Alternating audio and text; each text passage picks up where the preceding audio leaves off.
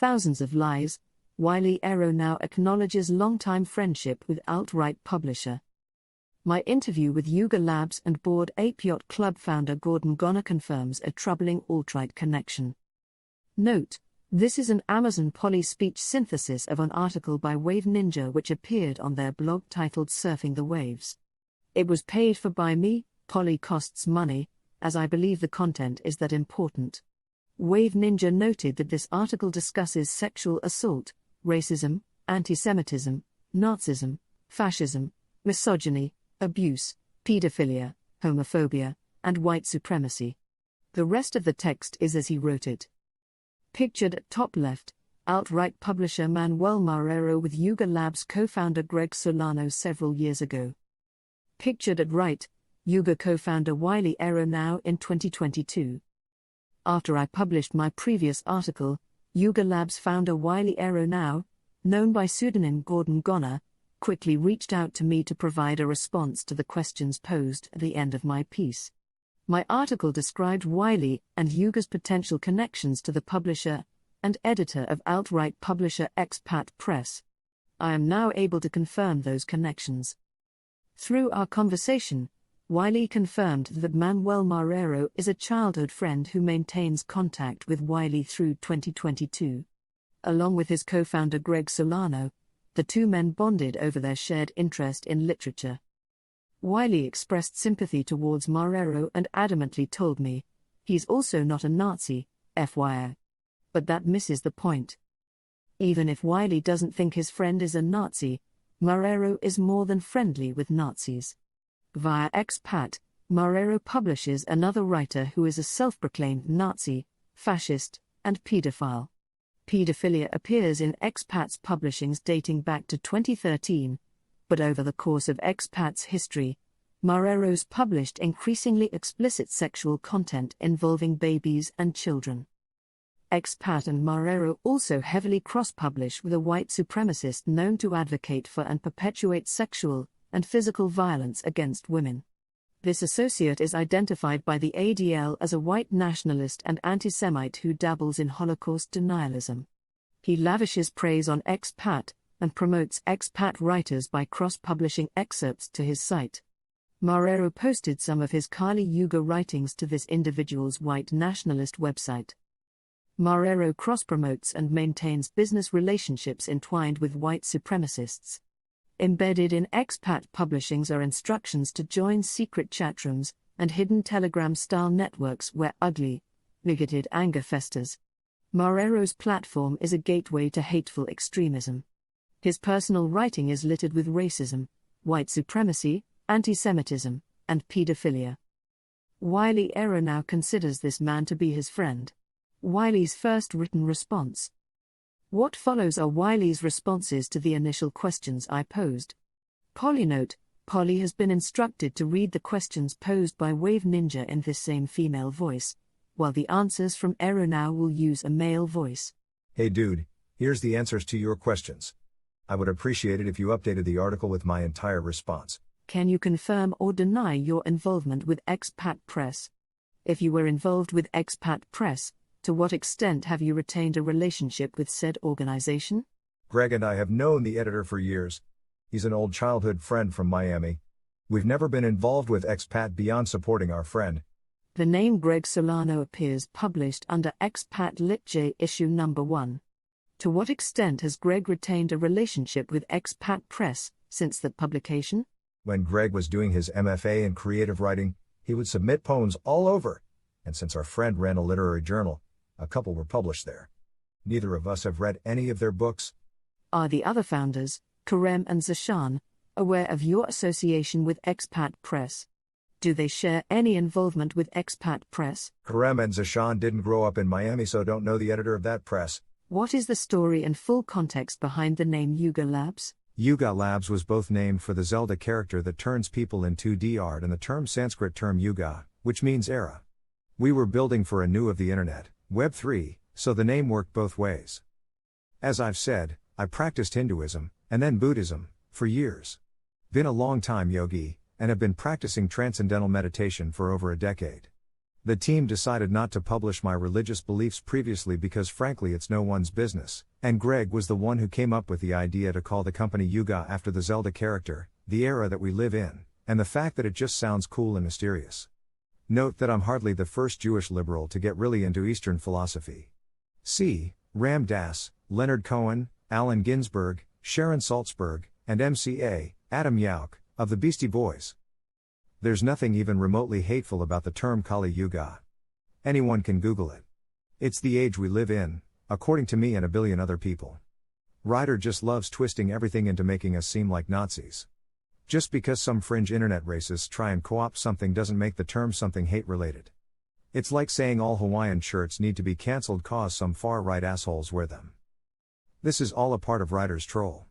Just look at his background. At the end of his response, Wylie included 5 links disparaging Ryder rips, which mostly contain hearsay. Wylie's perception of Ryder's character has no meaningful bearing upon my questions or Wylie's personal relationship with expat, so I've omitted those links due to their irrelevance.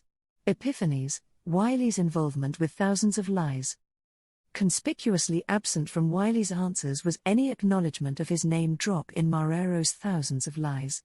I wondered why he ignored a major conjecture from my article. I pressed him on this missing fact. A summary of my follow-up messages with Wylie. You're thanked in a book you've never read? Or does the reference to Wylie refer to a different person named Wylie? We grew up with the guy. We all used to talk about writing a lot. But no, I've never actually read his book. So the dedication is indeed to you, and not to another person. I'll include that response as well. Please let me know if there's anything else you would like included. Yeah, I'm one of the people he thanked in the book, from what I recall. We both know the full truth wasn't told here because you're still trying to create distance to a person that literally thanked you in their most popular work. He said you're one of the 6 people instrumental to epiphanies that shaped it fundamentally.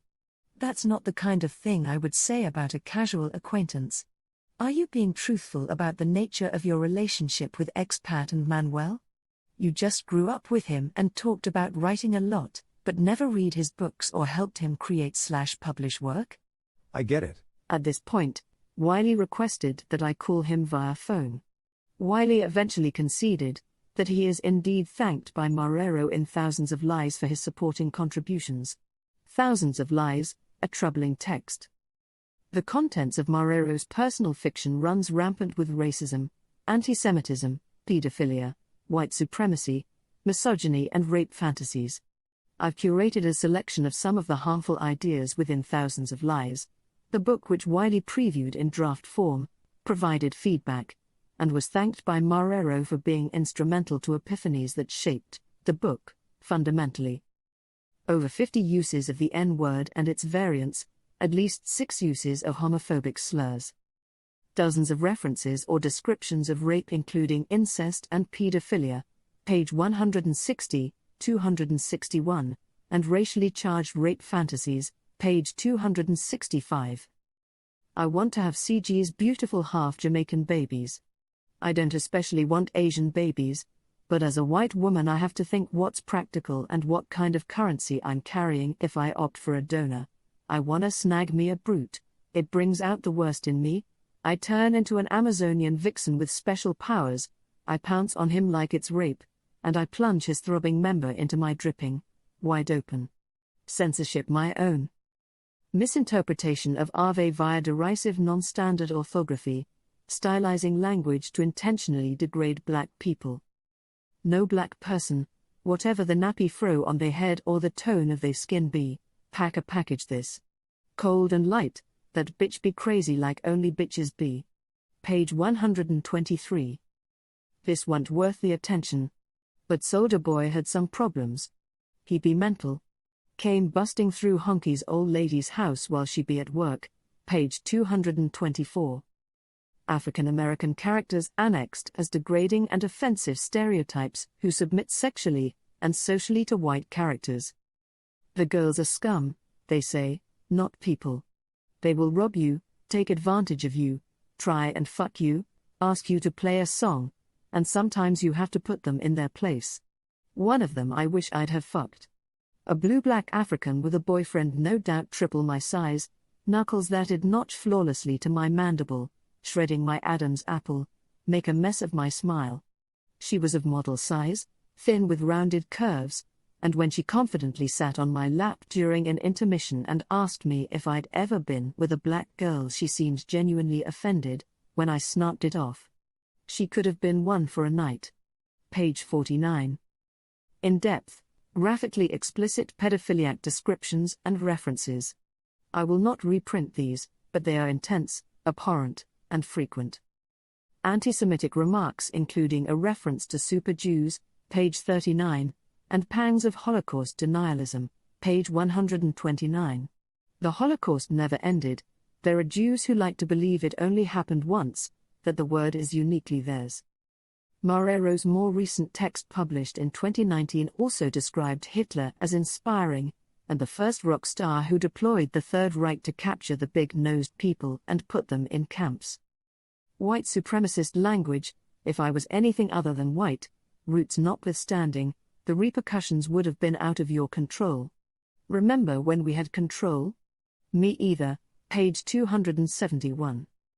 Wylie maintains that he's never read Thousands of Lies, to this very day. Yet, he knew that he was thanked for his support in a text littered with red flags.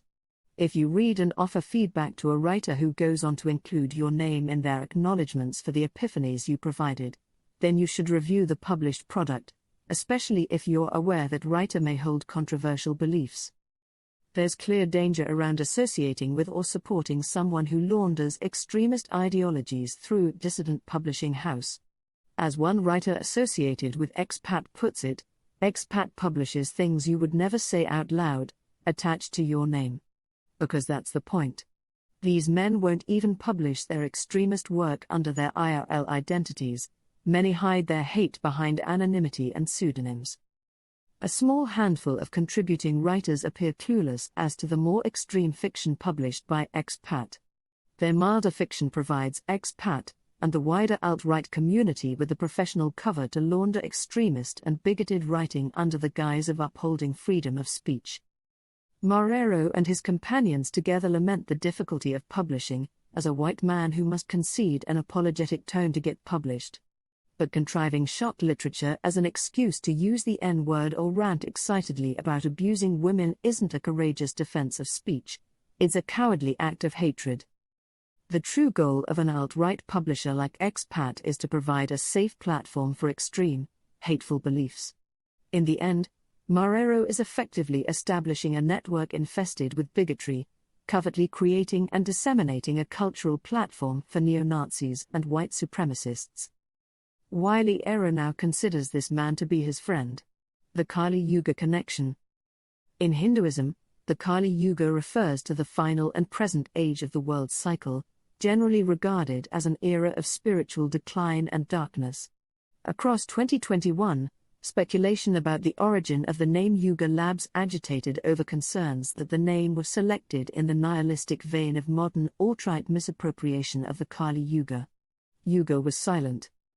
Yuga finally provided an explanation in January of 2022. In a thread addressing some of the allegations, they explained that the inspiration behind the name Yuga Labs came from a Zelda villain in the 2013 3Ds game A Link Between Worlds. This explanation later turned out to omit key details.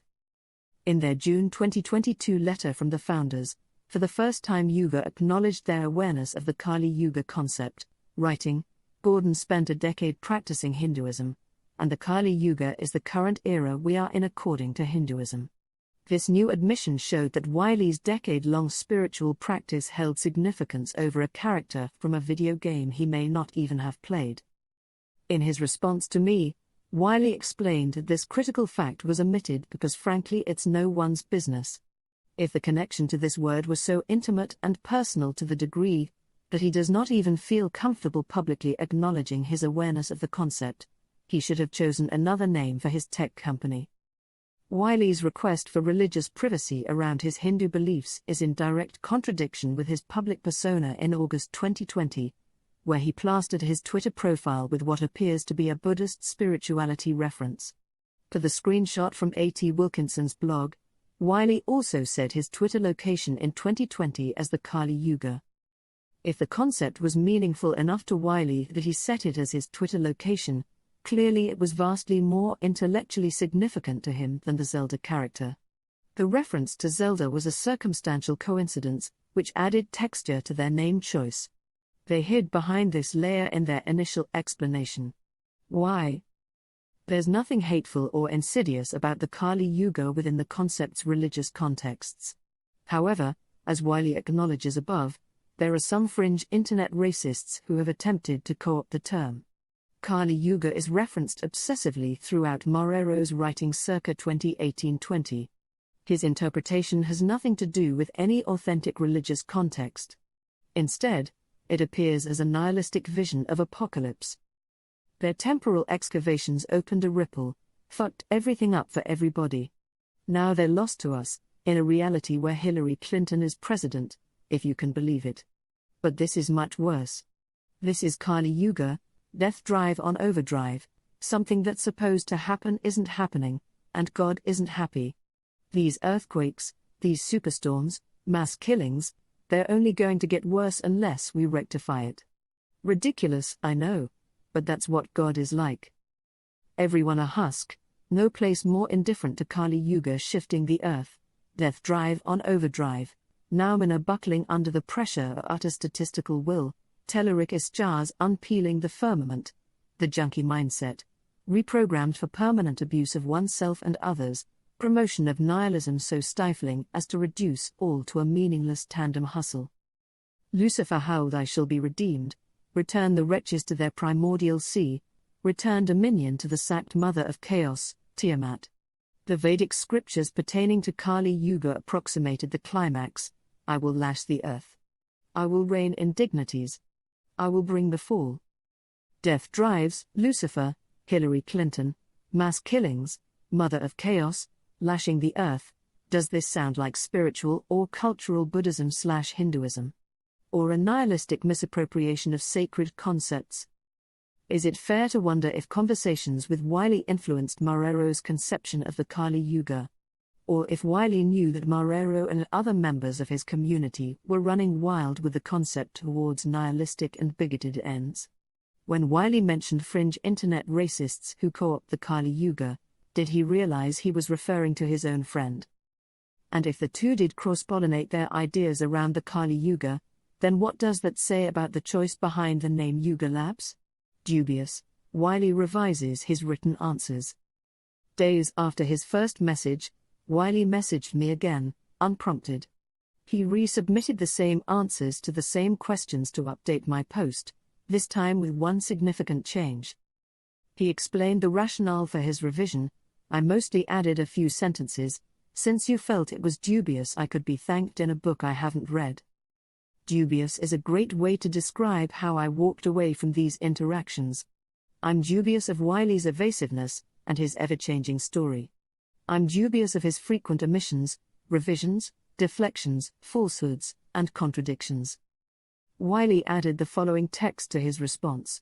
I read a few pages of the editor's first self-published novel when it was still being written, and then I had a long phone call with him about the plot, structure, voice, and how I thought stories should be told. For that talk and my thoughts on the creative process, he thanked me in the book. To be honest, I still have not read it. What could easily be a straightforward answer became a series of trickle truths. I've never actually read his book. Changed over the course of conversation to I got through like a couple pages, but I didn't get into the content of his work, and evolved days later to I read a few pages of the editor's first self-published novel, when it was still being written, and then I had a long phone call with him. Wylie also states he's never been involved with expat beyond supporting our friend, Marrero. However, I can confirm that he also interacted with other contributing writers at expat and its extended community. I'm dubious of what Yuga is telling us about why there are so many fucked up cultural references that keep worming their way into Yuga's collections. Where is all the context for these highly specific allusions? Why hasn't anyone at Yuga Labs addressed the racist traits and references? Why haven't they changed anything or publicly engaged with anyone who finds their creative choices offensive? I'm definitely dubious.